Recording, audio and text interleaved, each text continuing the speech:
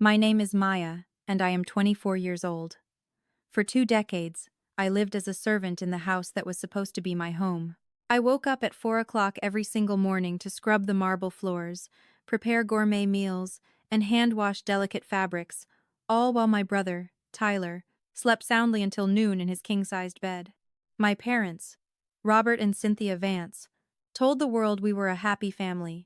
Our neighbors in the exclusive gated community of Lake Forest saw the luxury European cars in the driveway and the perfectly manicured lawns. They saw a successful surgeon and his charitable wife. But they never saw the truth. They never saw the attic where I slept. My room was not really a bedroom. It was a small, unfinished space directly under the roof. It had no heating vent. In the bitter Chicago winters, the cold was so intense I could see my own breath in the air. I slept on a thin cot that smelled of mildew and old dust. The only light came from a single, bare bulb hanging from a wire. This was my world. By 5:15 in the morning, I had to be downstairs in the kitchen. The granite counters had to be spotless. The coffee had to be brewed to the exact strength Mr. Vance preferred. If there was a single smudge on his wine glass, or a tiny wrinkle in his shirt, the consequences were severe. Tyler would come downstairs in his designer silk pajamas, looking right through me as if I were made of glass. "Maya, fetch me some water," he would say, snapping his fingers. "Not please. Never thank you." To them, I was not a person. I was a tool, functional, silent, and completely invisible. I often looked at my reflection in the window and wondered why I was there. Why did Tyler get a new sports car when he turned 16, while I was not even allowed to have a bicycle? I accepted my fate because I did not know anything else. I was the invisible daughter, and I believed this was all I deserved. The physical labor was exhausting, but the mental prison they built for me was far worse. For 24 years, Robert and Cynthia Vance did not just enslave my body, they enslaved my mind. They carefully constructed a narrative, a lie so complete and devastating that I never once thought to question it. I remember the first time I asked why I looked so different from them. I was 7 years old. Tyler had the sandy blonde hair and blue eyes of a true Vance. I had dark, wavy hair and eyes the color of amber. When I asked Cynthia about it, she did not hug me or explain it gently. She laughed. It was a cold, sharp sound that made my stomach turn. "Oh, Maya," she said, looking at me with a mixture of pity and disgust. "You really do not know, do you? You were not born to us. You were left in a laundry basket outside a fire station in Chicago. No note. No name. Just a dirty, screaming baby that nobody wanted." She told me that the state was going to put me in a crowded orphanage, a terrible place where children were mistreated and forgotten. She said that she and Robert took me in out of pure charity. "We saved you," she would say, her eyes narrowing. "We gave you a roof over your head and clothes on your back. You owe us your life, Maya. Serving this family is the only way you can ever repay that debt." I believed her. Why would a mother lie? I carried that debt like a heavy stone in my chest. Every floor I scrubbed, every meal I cooked, was just a small payment on an account that could never be settled. This separation extended to every aspect of our lives, especially education. Tyler attended Lake Forest Academy, a prestigious private school that cost $50,000 a year. He played lacrosse. He went to debate club. He had tutors for calculus and French. When he turned 18, he was accepted into an Ivy League university. I, on the other hand, was homeschooled. That was the lie they told the neighbors. The truth was that no one taught me anything. I was forbidden from going to school. "You are not smart enough for school," Robert told me once. "It would be a waste of money." I learned to read by salvaging old newspapers and magazines from the recycling bin before I took them to the curb. I taught myself mathematics by counting the change from the grocery shopping. I hid books under my mattress in the attic, reading by the light of a flashlight, terrified that Cynthia would catch me and burn them. When I was 16, I gathered the courage to ask for my birth certificate. I wanted to get a library card. Just a library card. Cynthia looked at me as if I had asked for $1,000,000. "You do not have a birth certificate, Maya," she hissed. "You do not have a social security number. You do not have a passport. In the eyes of the government, you do not exist. If you try to leave this house, if you try to talk to the police, They will not help you. They will arrest you for being an illegal vagrant. You will be thrown in a cell and deported to God knows where. Is that what you want? Terror paralyzed me. I was a ghost in my own country. But the moment that hurt the most, the moment that truly solidified my place as an outsider, happened 3 years ago. The Vances had hired a renowned photographer to take a family portrait for their annual holiday card. They were all dressed in coordinating shades of navy blue and cream. Cynthia wore a silk dress. Robert wore a bespoke suit. Even Tyler looked handsome. I had put on my best dress, a simple black cotton shift that was a hand-me-down from a cousin I was never allowed to meet. I stood near the living room doorway, waiting for them to call me over. I thought, perhaps just this once, I could stand at the edge of the frame. The photographer arranged them on the velvet sofa. He looked up and saw me. "What about the young lady?" he asked, gesturing to me. "Should she be in the shot?" The room went silent. The air felt heavy. Cynthia smiled, a tight, polite smile that did not reach her eyes. "Oh no," she said lightly. "That is just Maya. She is the help." Tyler laughed. Robert checked his watch. I stood there, freezing, my heart shattering into 1,000 pieces. I was not a daughter. I was not a sister. I was not even a human being worthy of being captured on film. I was just the help. I turned around and walked back to the kitchen to polish the silver, while the flash of the camera captured the perfect, happy family that I would never be a part of. That was the day I realized that no matter how hard I worked, no matter how much I sacrificed, I would never be one of them. I was alone. Or so I thought. I had no idea that my entire reality was about to come crashing down. When Tyler announced his engagement, the atmosphere in our house shifted from cold indifference to frantic ambition. He was not marrying just anyone. He was marrying Isabella St. James. Her father was William St. James, the billionaire owner of one of the largest media conglomerates in the world. For Robert and Cynthia, this was not a union of two hearts. It was a merger of assets, a desperate clawing at a social status they had always envied, but never quite achieved. The wedding was set to take place at the St. James private estate in the Hamptons, New York. It was going to be the event of the decade. Magazines were already calling it a modern fairy tale. My parents spent weeks preparing. Robert bought a new tuxedo that cost $3,000. Cynthia practically lived at the spa, getting treatments to make herself look younger, richer, and more important.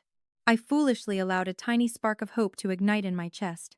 I thought that maybe, just maybe, for an event this significant, they would let me attend. I did not expect a seat at the head table. I would have been happy sitting in the back row, wearing my old black dress, just to see my brother start his new life.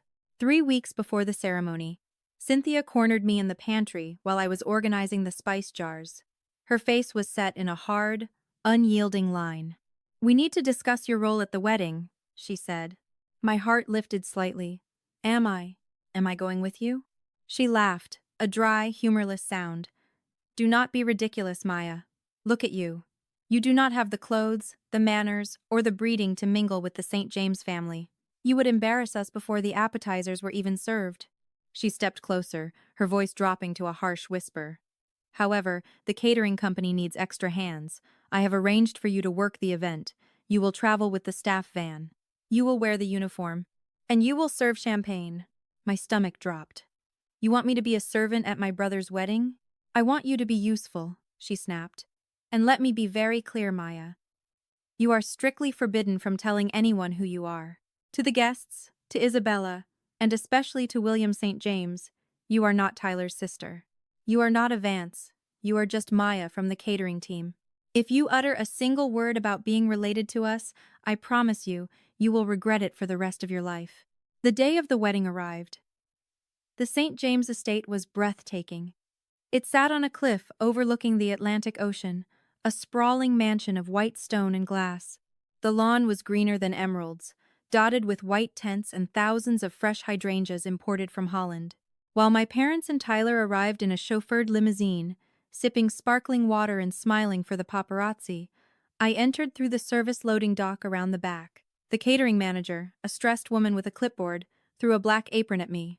"Put this on," she barked, hair up in a tight bun. "No jewelry, no makeup. Grab a tray of champagne flutes and get out there. And remember, Be invisible. I walked out onto the lawn, my tray heavy with crystal glasses. The guests were a sea of designer gowns and bespoke suits. I saw celebrities I recognized from magazines. I saw politicians. And there, in the center of it all, was my family. Robert was laughing loudly at a joke made by a senator. Cynthia was clutching her pearl necklace, trying desperately to look like she belonged. Tyler stood at the altar, looking handsome and confident, waiting for his billionaire bride. I circulated through the crowd, offering drinks to people who looked right through me. Champagne, ma'am? Champagne, sir? My own brother walked right past me. He looked me in the eye for a split second. There was no recognition, no guilt, no acknowledgement. He just took a glass from my tray and turned his back to continue talking to his best man. I felt a tear hot and stinging in the corner of my eye, but I blinked it away. I had to be invisible. I was just the help. I was nobody. Or so I believed. I did not know that across the lawn, a pair of eyes was watching me. Eyes that looked suspiciously like my own. The ceremony ended, and the reception began under a massive white tent illuminated by thousands of fairy lights. A 12-piece orchestra played soft jazz. The air smelled of sea salt and expensive perfume. I was exhausted. My feet ached in the cheap black shoes I was forced to wear, and my arms trembled from hours of holding heavy trays. I was clearing empty glasses near the head table when I saw him. William St. James. He was a formidable man, tall and broad-shouldered, with silver hair and a presence that commanded the entire room. He was not smiling. While everyone else was laughing and celebrating, he stood near the edge of the dance floor, holding a glass of scotch that he hadn't touched. He looked weary, as if the weight of his empire was pressing down on him. I moved closer to collect a discarded napkin from a nearby table. As I reached out, a clumsy guest bumped into me. The tray in my hand wobbled. A crystal flute slid off the edge and shattered onto the stone patio with a loud crash. Silence rippled through the immediate area. Faces turned toward me, annoyed, judgmental faces. Cynthia was there instantly, her eyes flashing with fury. "You clumsy idiot," she hissed under her breath, grabbing my arm. "Clean this up, now."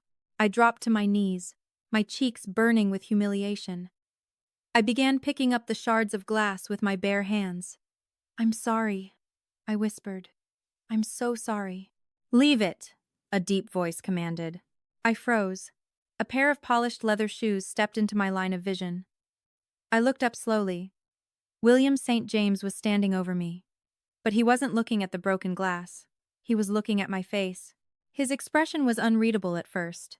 Then, his eyes widened. His hand, the one holding the scotch, began to shake. The liquid sloshed over the rim, dripping onto his expensive cuff, but he didn't seem to notice. "Sir?" I stammered, terrified that I was about to be fired or thrown out. He didn't speak. He just stared. He looked at my eyes, my amber eyes that Cynthia had always mocked.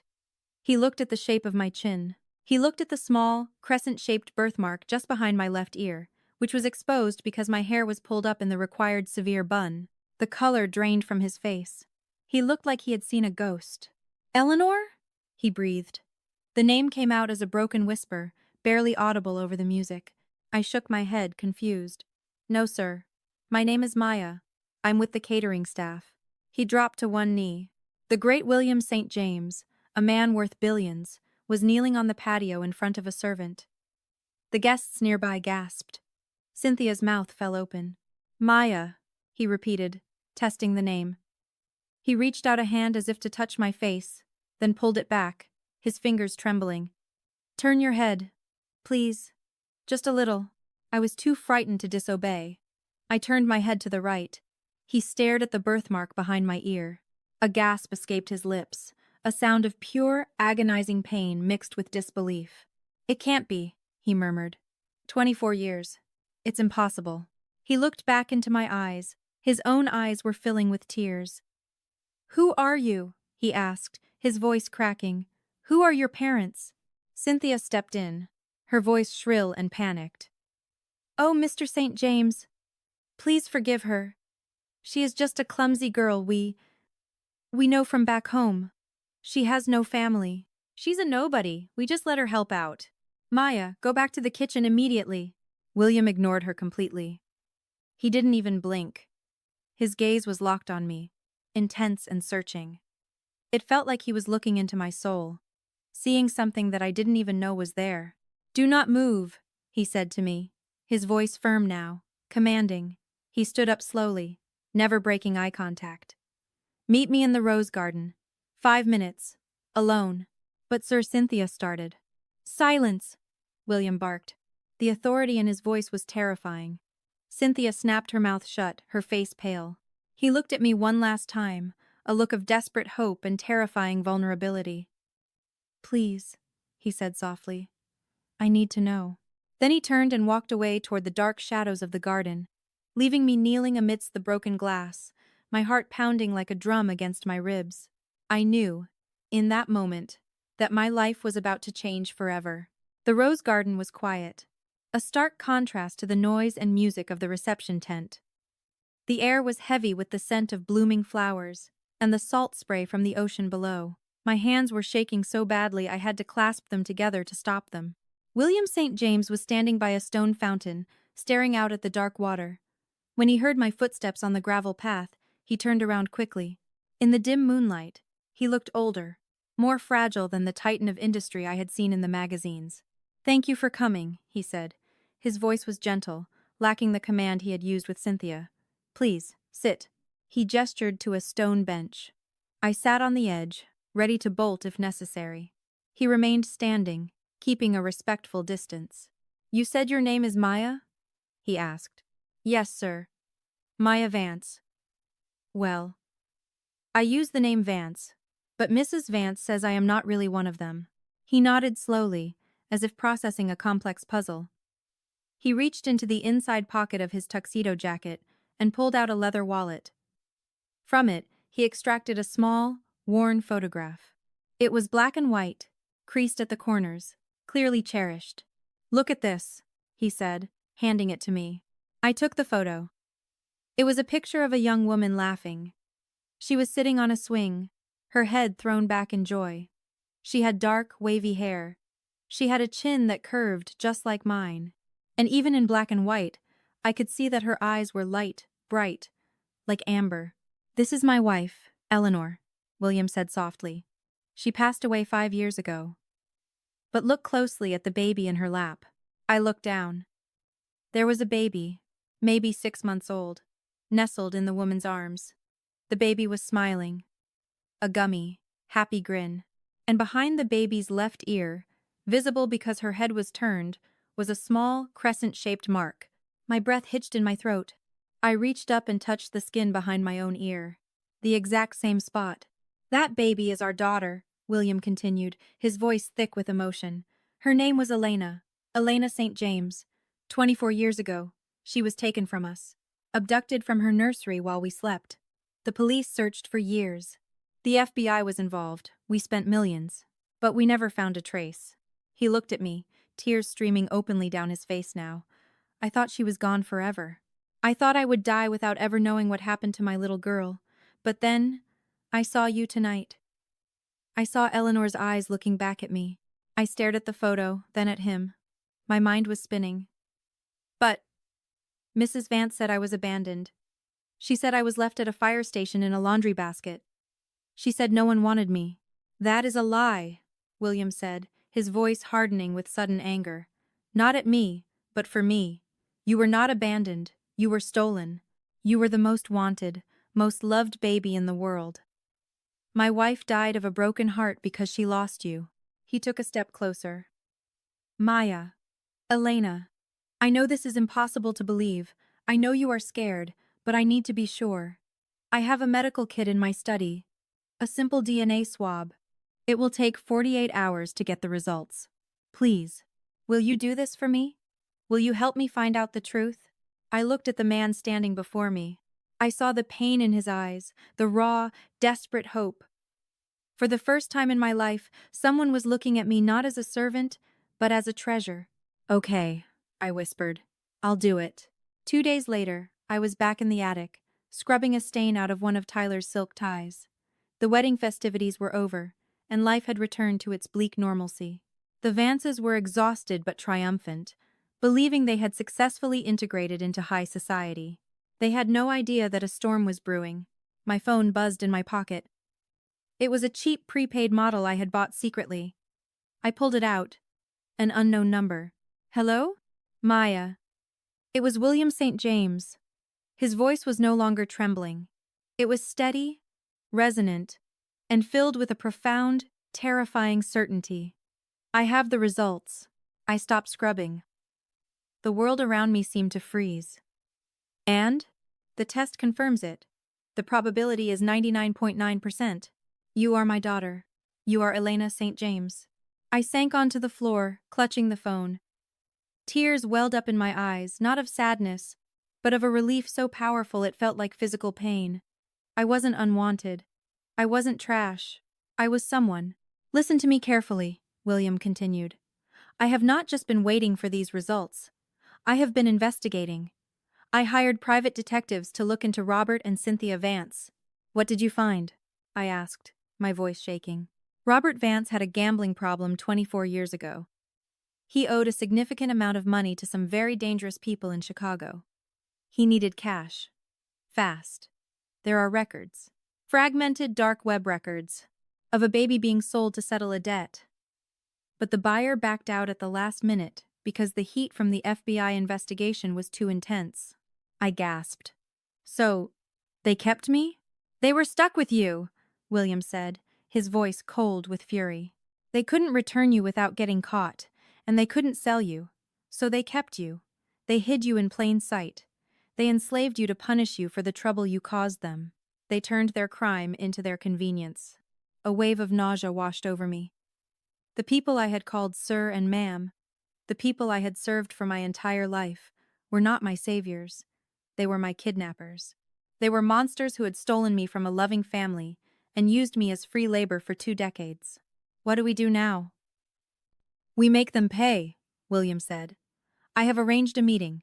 Tomorrow morning, tell Robert and Cynthia that I want to sign a business merger with Tyler. Tell them to come to my headquarters in Manhattan. Bring everyone. Do not say a word. Let them walk into the trap believing they have won. I understand, I said, wiping my eyes. A new feeling was rising inside me, replacing the fear. Rage. Cold, hard rage. I'll see you tomorrow, Dad. The next morning, the energy in the Vance household was electric. When I delivered William's message that he wanted to meet at his Manhattan headquarters to discuss a significant business merger involving Tyler, Robert practically danced around the kitchen. I knew it, he shouted, punching the air. I knew the wedding was just the beginning. We're in. We are finally in the big leagues. Cynthia was already on the phone with her stylist, demanding an emergency appointment. We need to look impeccable, she instructed Tyler, who was smirking at his reflection in the hallway mirror. This is a billion-dollar handshake, darling. You are going to be a titan of industry. They rushed around the house, barking orders at me. Maya, iron my navy suit. Maya, polish my shoes. Maya, make sure the car is spotless. I did as I was told. I moved with my usual quiet efficiency, head down, eyes lowered. But inside, my heart was hammering a war drum. As I pressed the steam iron against Robert's shirt, I imagined the steam was the smoke clearing from a battlefield. As I shined Tyler's shoes, I thought about how he would soon be walking into his own destruction. Hurry up, girl, Robert yelled from the foyer. We can't be late for Mr. St. James. Yes, sir, I said, handing him his jacket. My voice was steady. Too steady. He didn't notice. He never noticed me. We drove into the city in the family's Mercedes. I sat in the very back, squeezed between a garment bag and a briefcase. They talked excitedly the whole way, fantasizing about the penthouses they would buy, the yachts they would charter, the clubs they would join. I think we should look at property in Tribeca, Cynthia mused, applying another layer of lipstick. The Hamptons are nice for summer, but we need a city base. Agreed, Robert nodded. And Tyler, once you sign this deal, you'll need a new car. Something Italian. Tyler laughed. I was thinking a Ferrari. Red. I stared out the window at the passing skyline of New York City. The skyscrapers looked like giant sentinels waiting for us. They had no idea that the man they were going to meet, the man they thought was their golden ticket, was actually their executioner. And I was the blade he was going to use. We arrived at the St. James Tower, a gleaming monolith of glass and steel that pierced the clouds. The lobby was cavernous, with marble floors and security guards who looked like Secret Service agents. "Robert Vance and family, here to see Mr. St. James," Robert announced to the receptionist, puffing out his chest. "He is expecting you, sir." Top floor. The private boardroom. As we rode the elevator up 80 floors, my ears popped. Robert checked his tie. Cynthia smoothed her skirt. Tyler practiced his winning smile. "Now remember," Robert whispered as the doors slid open. "Let me do the talking. We need to appear humble but ambitious." We walked down a long corridor lined with modern art. At the end were double mahogany doors. A secretary opened them for us. The boardroom was magnificent, with floor-to-ceiling windows offering a panoramic view of the entire city. In the center was a massive glass table, and at the head of that table sat William St. James. He was not smiling. He did not stand up to greet us. He sat perfectly still, his hands clasped in front of him on the table. To his right sat a man in a sharp gray suit, and to his left, a woman with a severe expression. "Welcome," William said. His voice was cold, echoing slightly in the large room. "William!" "What an honor," Robert said, reaching out a hand that William ignored. Robert awkwardly pulled it back. "We are so thrilled about this merger opportunity." "Sit down," William commanded. The Vances sat. I remained standing by the door, as was my custom. "Sit down, Maya," William said, his eyes locking onto mine. Robert chuckled nervously. "Oh, no need, William. She's just the help. She can wait in the hall," I said. "Sit down," William repeated, his voice like a whip crack. Robert froze. He looked at me, then at William, confusion clouding his face. Slowly, hesitantly, I walked over and pulled out the chair directly opposite William. I sat down. For the first time in 24 years, I was sitting at the table, and the look of absolute shock on Cynthia's face was worth every second of suffering I had endured. The trap was set. The silence in the boardroom was absolute. It was not the comfortable silence of a pause in conversation. It was the suffocating, heavy silence of a predator watching its prey.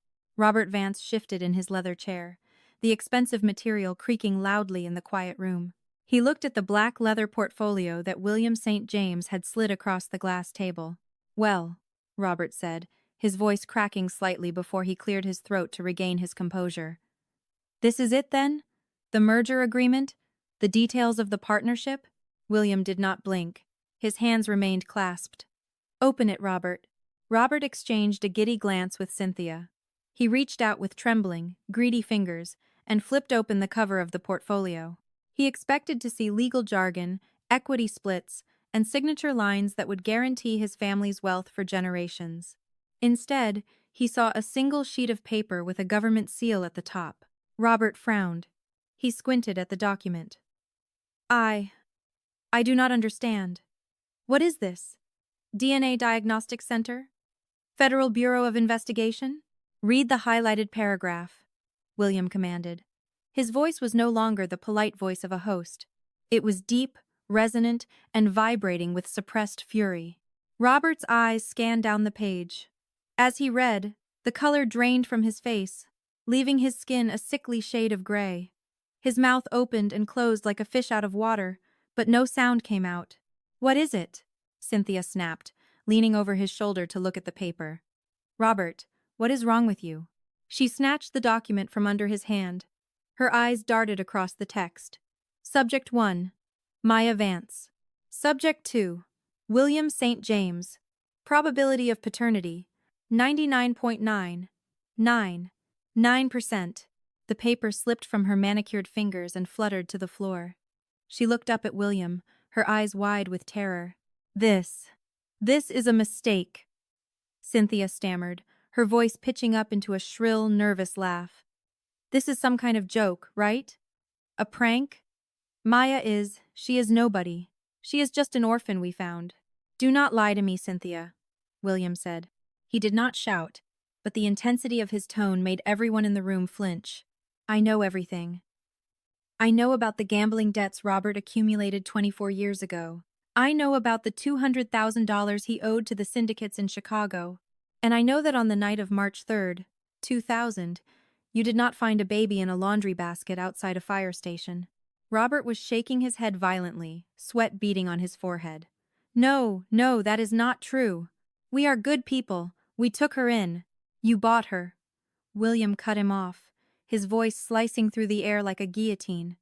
You purchased my daughter from the men who kidnapped her because you were desperate for leverage, desperate for money. But when the Federal Bureau of Investigation heat got too high, the sellers vanished, and you were stuck with the evidence. You couldn't return her without incriminating yourselves. So you kept her. William stood up slowly. He towered over the table, casting a long shadow over the cowering couple. You kept her, he repeated, his voice shaking with rage. But you did not raise her. You enslaved her. You took a child who was born into love, a child who had a family searching for her day and night, and you turned her into a servant. You forced her to sleep in an attic. You denied her an education. You stripped her of her name, her identity, and her dignity. We gave her a home. Cynthia shrieked, tears of panic streaming down her face. She would have been dead without us. We fed her. We clothed her. You treated her worse than a dog, William roared, slamming his fist onto the table. The glass rattled. I saw her hands, Cynthia. I saw the scars from the bleach and the burns from the iron. I saw the way she flinched when you raised your voice. Do not dare tell me you gave her a home. You gave her a prison. Tyler, who had been sitting in stunned silence, finally spoke up. Dad? Mom? What is he talking about? Is this true? Robert turned to his son, his eyes wild. Tyler, listen to me. It is complicated. We did what we had to do to survive. We protected this family. You protected yourselves, William interrupted.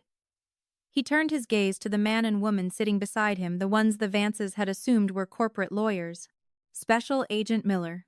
Special Agent Davis. William said. Please proceed.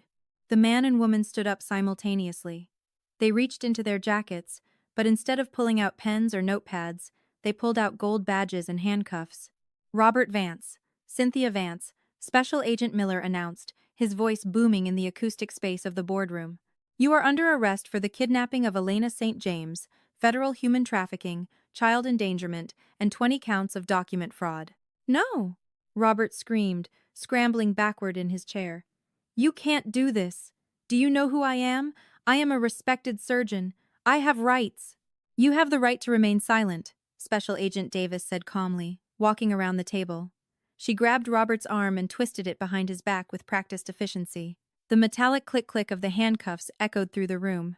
Anything you say can and will be used against you in a court of law. Cynthia began to hyperventilate. She clutched the edge of the table, her knuckles white. Tyler! Tyler, do something! Call our lawyer! Call someone! Tyler did not move. He sat frozen, staring at his parents as if they were strangers. He looked at the handcuffs, then at the FBI agents, and finally, he looked at me. I was still sitting in my chair, watching. My face was wet with tears, but I was not sobbing. I was witnessing the dismantling of the monsters who had haunted my nightmares for 2 decades. I saw Robert, the man who had forbidden me from looking him in the eye, now being shoved face first against the glass wall. I saw Cynthia, the woman who had told me I was born to serve, now begging for mercy. Please. Cynthia wailed as Special Agent Miller pulled her hands behind her back. We didn't mean to hurt her. We loved her in our own way. Maya, tell them. Tell them we were good to you. She looked at me, her eyes pleading, desperate for me to save her one last time. She wanted me to be the dutiful servant, to clean up this mess just like I had cleaned up the broken champagne glass. I stood up slowly. The room went quiet again, save for the heavy breathing of Robert and Cynthia. I looked Cynthia dead in the eye. My name is not Maya, I said. My voice was soft, but it was steady. It was the voice of a woman, not a scared child. My name is Elena, and no, you were never good to me. Cynthia let out a sob of defeat. Get them out of here, William ordered, turning his back on them. The doors to the boardroom burst open, and 4 more uniformed officers swarmed in to assist the agents. They dragged Robert and Cynthia toward the exit. Robert was shouting about lawsuits and conspiracies, his dignity completely stripped away. Cynthia was weeping, her legs dragging on the carpet, her expensive shoes falling off. As they were hauled into the hallway, Tyler stood up, his face pale and sweaty. He looked at William, then at the empty chairs where his parents had just been. "Mr. St. James," Tyler stammered, his voice trembling. I didn't know. I swear I didn't know. About the kidnapping. About any of it. Does this mean the merger is off? What about my position?" William looked at Tyler with an expression of pure disgust. It was a look that withered Tyler where he stood. "Your parents are going to prison for the rest of their lives, Tyler," William said coldly. "And you are worried about your job?" I just... Tyler looked around helplessly. "You lived in that house," I said, stepping forward. "You watched me sleep on the floor. You watched me scrub your toilet. You watched them beat me when I made a mistake. You never asked why. You never tried to help. You benefited from my slavery every single day of your life." Tyler took a step back, shocked by my tone. "Get out," William said to him, "before I have the agents arrest you for complicity as well." Tyler didn't need to be told twice. He grabbed his jacket and ran out of the room, chasing after the officers, leaving his shattered life behind him. When the doors finally closed, the silence returned. But this time, it was not heavy. It was light. It was the silence of a storm that had finally passed. William turned to me. His shoulders slumped, the adrenaline fading, leaving only a father's love. "It is over, Elena," he whispered, reaching out to me. I walked into his arms and hugged my father for the first time in 24 years. Behind us, through the glass, the city of New York sparkled, vast and full of promise. I was no longer a ghost. I was free. The fallout was swift and catastrophic for the Vance family. The story dominated the news cycle for weeks. "The Stolen Heiress" was the headline on every channel, every paper, every social media feed. Robert and Cynthia Vance were denied bail. The evidence against them, the DNA, the financial records, the testimonies from former neighbors who had noticed the servant girl was overwhelming. Their assets were frozen by the federal government. The mansion in Lake Forest, the European cars, the bank accounts, everything was seized to pay for restitution and legal fees. Tyler's world collapsed even faster. He was on his honeymoon in the Maldives when the news broke, although he had fled the boardroom before the arrest. Isabella St. James, his new bride, did not hesitate. The moment she learned the truth that her husband's family had kidnapped and enslaved her own sister-in-law, she filed for an annulment. She had Tyler evicted from their Overwater villa immediately. His credit cards were canceled. He was left stranded in a foreign country with no money and no way home. He called his friends, the ones he used to party with at the country club, but nobody answered. He was toxic. His name was poison. Back in Chicago, Tyler returned to a locked house. The locks had been changed by the authorities. He stood on the driveway of the home he had grown up in, the home where he had been a prince while I was a pauper, and realized he had nothing. No car. No job. No reputation. He was forced to sleep in a cheap motel on the outskirts of the city, pawning his designer watches just to buy food. The golden boy had lost his shine, and for the first time in his life, he knew what it felt like to be desperate. It was 6 months after the arrest when my phone rang. I was sitting on the balcony of my father's penthouse in Manhattan, watching the autumn leaves drift down over Central Park. The air was crisp, and for the first time in my life, I felt truly at peace. I looked at the screen. It was an unknown number, but my intuition told me exactly who it was. I hesitated, my thumb hovering over the decline button, but curiosity, or perhaps a need for final closure, made me slide the bar to answer. "Hello? Maya? Oh, thank God. Maya, please don't hang up." The voice was unrecognizable at first. It was cracked, desperate, and thin. It lacked the arrogant baritone of the golden boy I had grown up with. It was Tyler. "My name is Elena," I said calmly. Right, Elena. Look, I really need your help. I am in a bad spot, Ellen. Maya. A really bad spot." He began to ramble, his words tumbling out in a panic. He told me about how Isabella's lawyers had destroyed him in court. He told me about how he had been blacklisted from every employment agency in Chicago. He was currently sleeping in a rented room above a noisy bar in a rough neighborhood, a far cry from the silk sheets and heated floors of Lake Forest. "I have not eaten a real meal in 2 days," Tyler whined. "I tried to call my friends, but they all blocked me. You are the only one left. Look, I know things were weird growing up. I know my parents were harsh. But we are still family, right? We grew up under the same roof. I am your brother. I listened to him, feeling a strange detachment. There was no anger anymore, just a cold pity. We are not family, Tyler, I said. And things were not weird. They were criminal. But I didn't know, he cried, his voice rising in frustration. How many times do I have to say it? I was a kid too. I didn't know they kidnapped you. I am a victim here too. My life is ruined because of what they did. You didn't know? I repeated, my voice dropping an octave.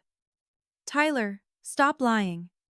You might not have known about the kidnapping, but you knew about the cruelty. You knew I was hungry when you were throwing away leftovers. You knew I was cold when you were turning up the thermostat in your room. You stepped over me while I was scrubbing the stairs and didn't even lift your feet. I was just used to it. It was normal to me. Exactly, I cut him off. My suffering was your normal. You were comfortable because I was suffering. You benefited from my slavery every single day. You got the tutors, the cars, the vacations, and the future, all paid for by the time and labor stolen from me. And you never once asked, is this fair? You just took it. I am sorry, okay? I am saying I am sorry. He sounded like a petulant child caught stealing candy. Can you just... Look, Dad. I mean, William. He gave you millions. Can you just wire me $5,000? Just to get me back on my feet? Please. I have nobody.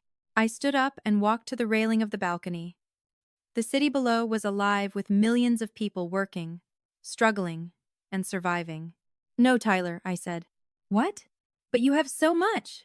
It is not about the money, I said. It is about the lesson. For 24 years, you lived a life you didn't earn. You lived on a pedestal built on my back. Now, the pedestal is gone. You are finally experiencing what life is actually like. You are hungry? Get a job. You are cold? Buy a coat. You are lonely? Be a better person. You can't do this to me! I am Tyler Vance! He screamed, his entitlement finally breaking through the veneer of desperation. Tyler Vance does not exist anymore, I said. And neither does the servant girl who used to clean up his messes. You are on your own. Figure it out. I ended the call. I didn't just hang up. I blocked the number. I blocked the past.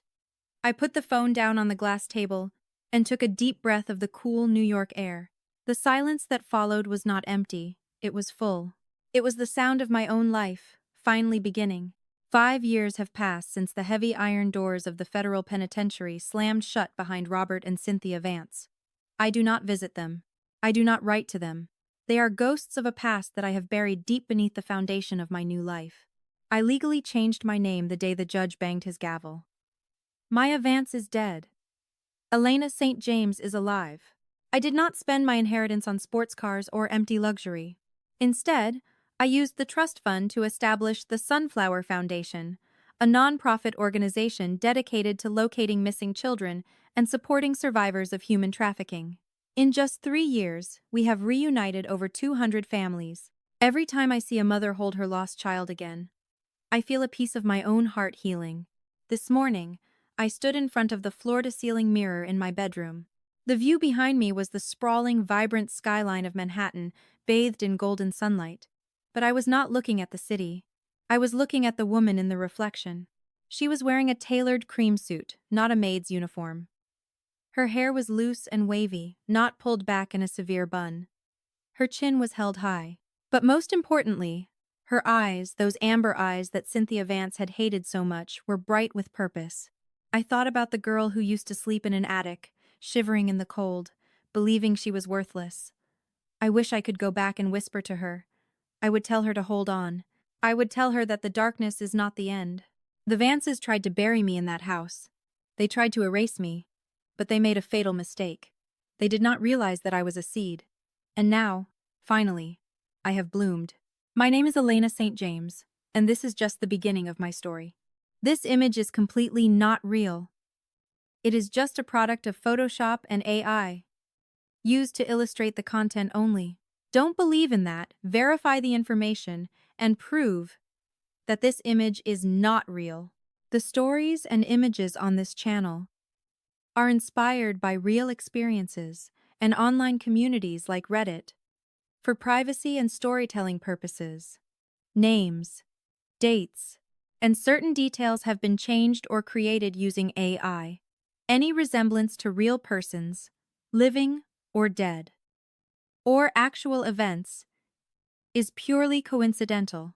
This content is intended for entertainment and emotional reflection only. Viewer discretion is advised. Thank you for supporting our creative work.